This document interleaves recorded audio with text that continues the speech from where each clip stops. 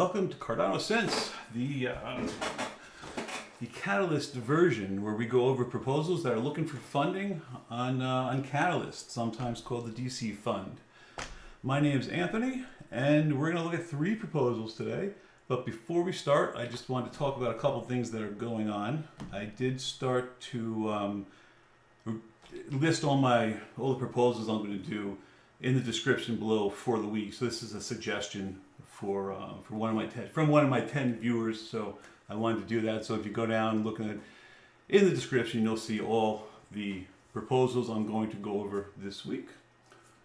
Other than that, let's get started. So this is like the 3rd or 4th time I'm going live with this.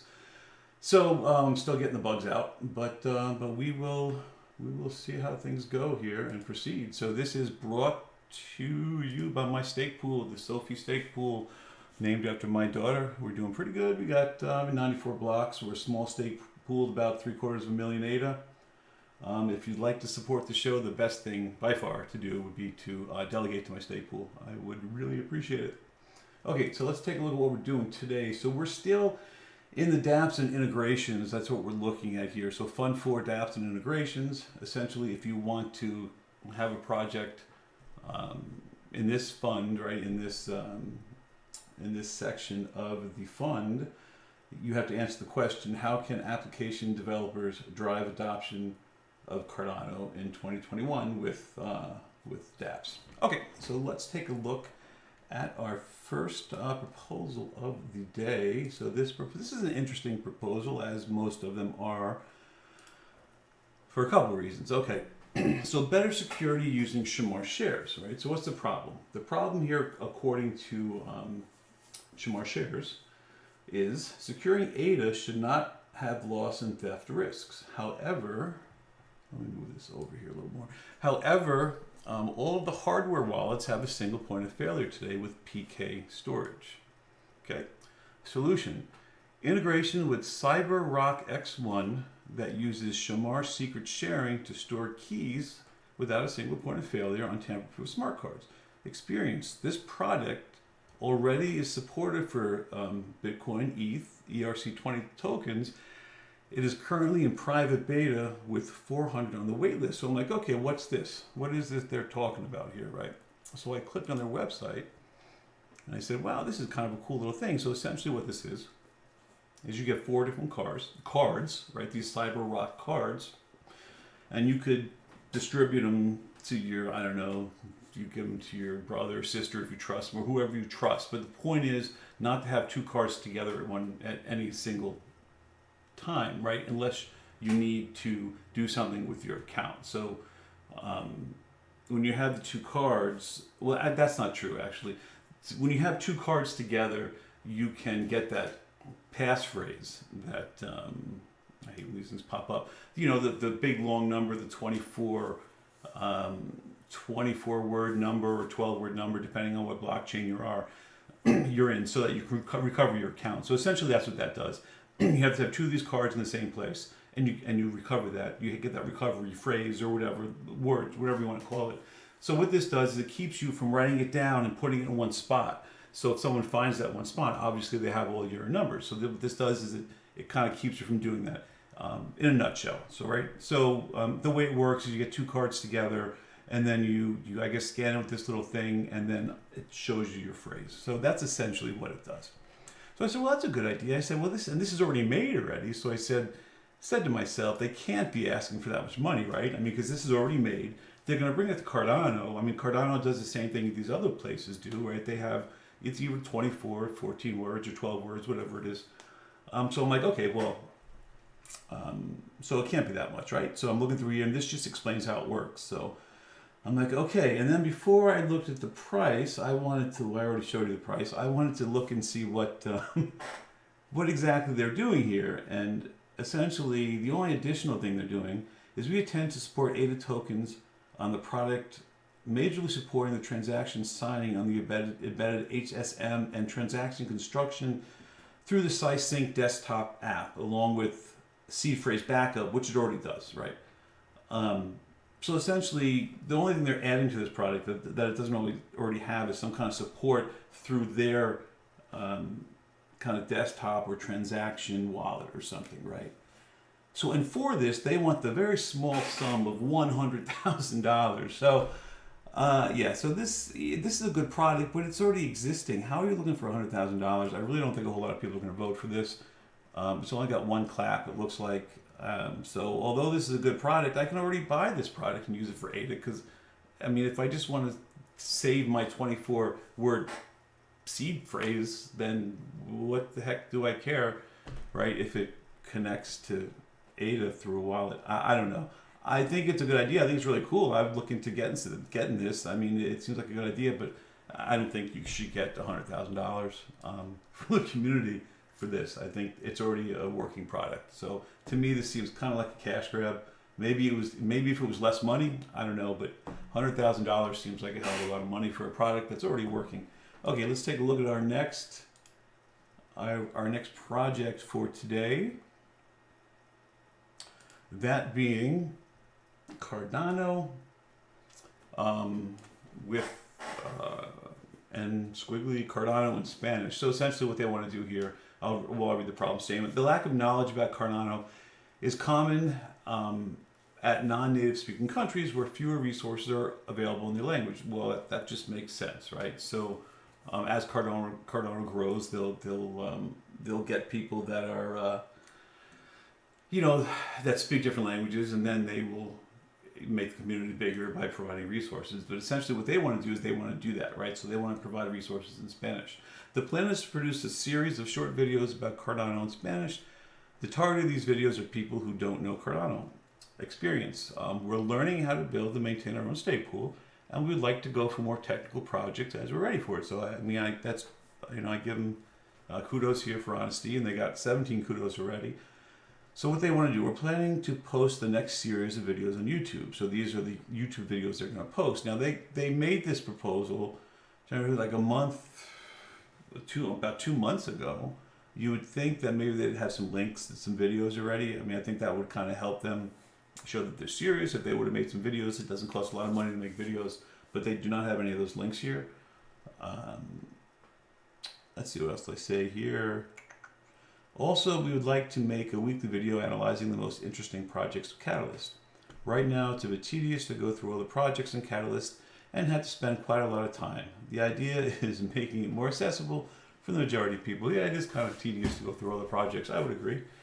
But look, they're only looking for $3,000. So I think this actually has a chance to get funded because the way Cardano funding works is they rank all the projects, get the most votes, right? And then they go down and give the money to the projects. But eventually, well, not eventually, a lot of times what happens is when they get down to project 3 or 4, if that project's looking for, let's say, $20,000, and there's only $7,000 left, that project gets skipped until it gets to a project that it can fully fund. So the fact that this is only $3,000, they've got 17 claps, there's probably a decent chance this might get funded anyway. And look, I think it's a good idea. I think anything that that brings more people to the community is a good idea. They're only looking for $3,000, but still, I think they probably should have, like said what they were going to use the $3,000 for, maybe broken down a little bit more. And let's see some videos. It's easy to make a video. I'm doing one right now, so I would have liked to have seen that a little bit. Okay, now let's go to what I call our unfortunate project of the day. The unfortunate project of the day is the project that it just isn't completely done. And I call it the unfortunate project because a lot of times I like these projects. I like what they're trying to do. They just kind of throw an idea out there that's not really thought out that much, and that's it. And then they just leave it. So that's why I call it the unfortunate project. So let's take a look at what we have today. Today we're looking at a project called Make Donations Transparent. This is another thing that is just really good on a blockchain. This is one of the things I believe that blockchain was created for, or just a great use case for blockchains. Okay, the problem statement. Companies use donating percentages of their profits as marketing tools. Yet, this is hard and time-consuming to verify for customers, right? So essentially, they want to make it easy so customers know what percentage of your donation goes to what you're donating to and what percentage goes to the company who is collecting the donations. A lot of times, there's a lot of times, most of the money actually doesn't go to what you're giving it to. Most of the money will go to the company that's collecting the donations. It's actually pretty, it's pretty bad. You should always look into how much money gets to what you're donating to. If you get a phone call, like a solicitation to donate, because those are the companies usually that take more than most of the money because they're soliciting you, and you have to pay those people. Okay, describe the solution. A smart contract to automatically forward a certain percent received at an address to charity organization, and Explorer functions for simple verification. Relevant experience. Software engineer with 4 years of experience. So you know when I see that, what's the first thing I look for? Is something that shows me you're a software engineer with 4 years or 2 years or 1 year, or I don't know, a Hello World program maybe. Something that shows you know how to write code, right? And of course that's not here. So I'm not going to go through all this. Essentially, it's basically a smart contract. They want to build a smart contract, so an organization can use that smart contract and then just kind of adjust the variables so that they can use that to get donations. And of course, the smart contract, because the nature of the blockchain is transparent and it will show where the money goes. Well, let's read through this real quick. For charities, they receive more donations. For consumers, they're empowered by being able to make more conscious purchasing decisions. In other words, transparency. For companies, SPOs, they can use this as a marketing tool. Okay, for Cardano, this is another clear advantage of cryptocurrencies over fiat, but any cryptocurrency can do this. And look, they only want $20,000. Look at that. And of course, they don't say what they're using it for. So anyway, this is the unfortunate proposal of the day. It's a good idea. It's what blockchains are made to do, but it's just an idea. Okay, so let us go on to community chatter. Today, I just want to talk a little about Plutus. So I'm in the Plutus Pioneer program, and if you don't know, Plutus is the language that the native smart contract language for Cardano. Now, I'm real excited for this to get done. Plutus is much more secure than Solidity, just by the nature of the code. That Plutus is generally Haskell.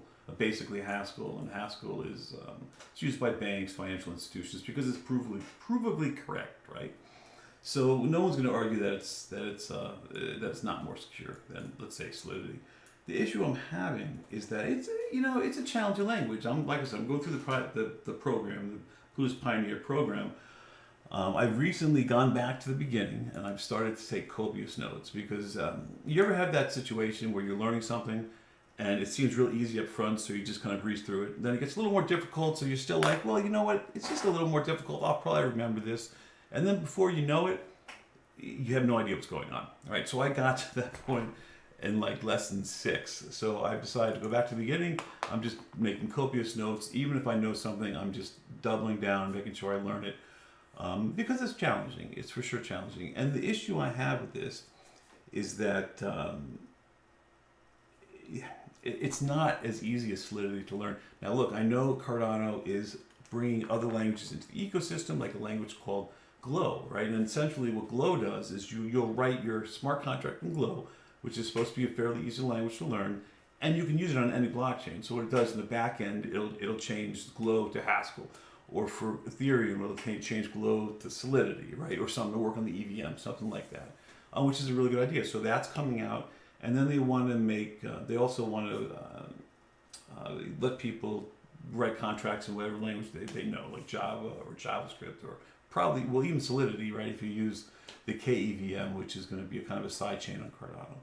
The only issue I have is that all this stuff is down the road. So we have this big push, and there's all this excitement for smart contracts to come out in August. It's just, I just hope that it kind of rolls on and all the rest of this keeps getting built on top. I just would hate for this to stall out because Solidity or because Plutus is a challenging language. But I mean, I'm still super, I hate to say bullish, but I really like Cardano. I think it's a great blockchain. I think it's got nowhere to go but up. So that's my little community chatter for today. We're still waiting on registration for voting on Fund 4. And like I said last week, we're not doing funds together. So we're doing 6 weeks for one fund and then starting the next fund right at the end of the 6 weeks. So, all right, I'm going to end it here. It looks like I have nobody in chat again today, which, like I said, is perfectly fine because I haven't been coming on at 10 like I'd like to. I'm all over the place. Hopefully I can start doing that fairly soon. and then people will get used to it. And like I said, I really like to have a conversation with people on some of these projects. So, okay, well, let me go to the big closing here, which is, of course, just me saying goodbye as usual. So, hope everyone has a wonderful Monday. Have a great day, and I will see everyone tomorrow. Bye-bye. Whoops. See, look, I didn't even do that right. Let's try this again. All right. Bye-bye.